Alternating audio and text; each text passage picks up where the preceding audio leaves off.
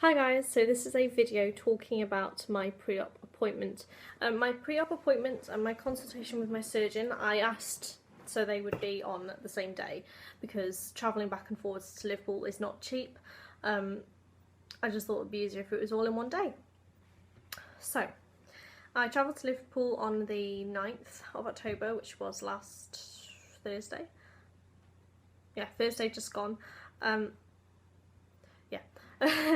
And I went there with my mum. Last appointment I took my boyfriend, but he was working on a Thursday, so I took my mum instead.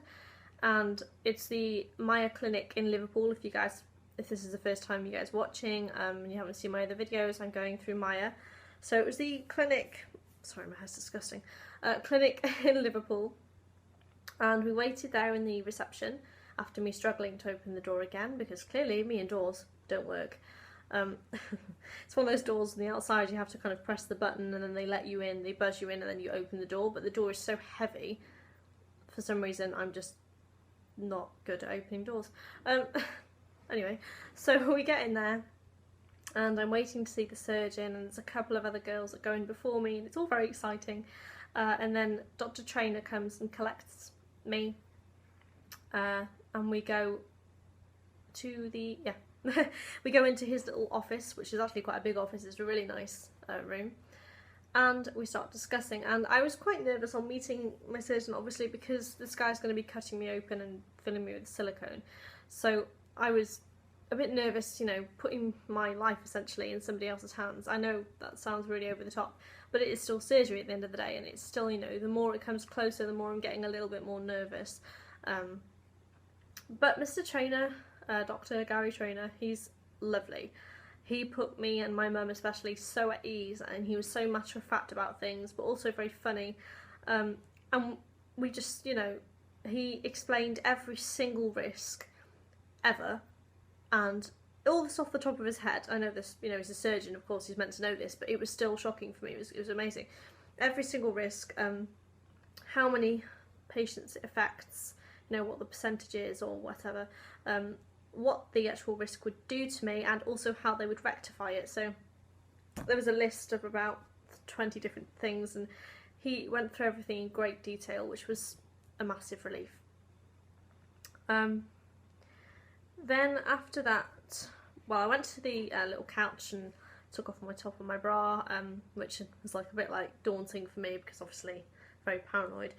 And then he measured me and he confirmed I was an A cup, so that's cool, I suppose. I've always been an A cup. I thought I was anyway, but that's fine. Also, I have an inverted nipple on my right side, so I asked him about what he could do about that, and he seems to think because it's not completely inverted that the implant might push it out anyway, which is fantastic because I'd rather him not have to make a separate incision and go in there and sort of do that as well, because I mean, I don't know, plus I think it would be extra money. He didn't mention it would be, but I think it might, so hopefully the implant will just rectify that on its own. We discussed sizing. He showed me another sort of implant and he said the biggest he can fit in me is 400, which is fine. Like, I was terrified he was going to say, look, you've got nothing there, you're too small and we can only fit 250. Like, that would really upset me. 250 looks great on some people, don't get me wrong, but I do have quite a big rib cage, surprisingly, and I have an ass. I was speaking about this in one of the other videos. I'm quite curvy on the bottom, so it still wouldn't quite balance it out. However, he said the biggest he could fit was 400. And initially, after speaking with him initially, I wanted to maybe go 300. But then in the next appointment, I went to the patient coordinator and I saw another one because Lauren, my initial patient coordinator, is on holiday, and which is fine. Like, she's having a fantastic time, which is awesome. But I had another patient coordinator. I'm not sure of her name, but she was just as fantastic and just as lovely. And she let me try on the implants, which was so exciting. On my Instagram, I have a picture of me wearing the 400s, if you guys are interested. I tried on the 300s, the 350s, 375s, and the 400s. I'm going with 400s. The other ones weren't particularly small, but then when I tried on the 400s, I was like, instantly like, yes. They are, it's so strange trying them on because they give you this like sports bra, and they give you implants, and then they give you a skin tight top to sort of put over the top, and it was really weird because they do look very realistic.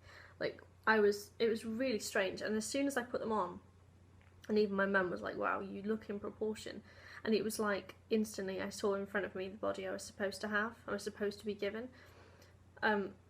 It's just a very strange feeling. I said, and then when I had to take them out, I looked back down, it was just flat again, and I was like, wow, this is definitely the right decision for me. This is what, you know, I've always wanted, and now I know sort of roughly gauging how they're going to look on my body once they've dropped.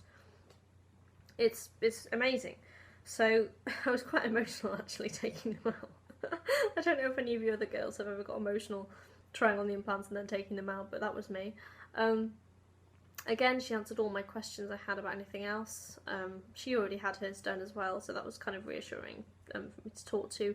Yet another girl who had hers done. That's the leather on my chair, by the way. And then I went to wait again, and then I saw the nurse. The nurse just asked me some more medical questions. She swabbed I had to swab my nostrils and under my armpits, so, oh well, could have been worse, to check for MRSA. Everybody has to do it apparently. I had my pre-op pictures taken, so just on a digital camera. I'm going to have them taken at 6 weeks, 1 week, 2 weeks, no. Pre-op 1 week, 2 weeks and 6 weeks, I think, is the times are going to be taken. So on the 6 week appointment, that's when I'll sort of collect my photos to have a look at, which is good.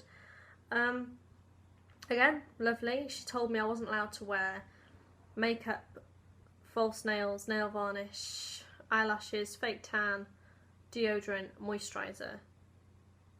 Anything like that I'm not allowed to wear when going to surgery. And the only thing I'm really bothered about is deodorant. Like, I'm not bothered about anything else, but sitting there stinking is kind of going to suck. And also I'm not allowed to have any piercings in, and I don't have any piercings at the moment. I did have my ears pierced, but they closed up. I had to have my nails taken off. I normally have acrylic nails on, so that was a bit sad, but you know, thinking on what I'm going in for, acrylic nails mean nothing to me. And that was basically it for my pre-op. Nothing else really. I'm very, very excited. It's Monday now, but next Tuesday, that's it. That's my surgery day, and it's going to be so exciting. I've asked my boyfriend if he can help me take some more pre-op pictures to go on my Instagram, and also he's hopefully going to film me when I just wake up from the anaesthetic, because I've seen other girls, and sometimes it's quite funny because you're basically essentially high on drugs. They're medicated, they're prescribed, but essentially I'm going to be off my face. So I thought it'd be quite funny really just to get that, even if it's just a clip for myself, just so I can sort of see what I'm like really. So that's going to be happening. And yeah, so the next video you guys will probably see is going to be this day of the surgery. So very excited, and I will see you guys in the next video. Bye!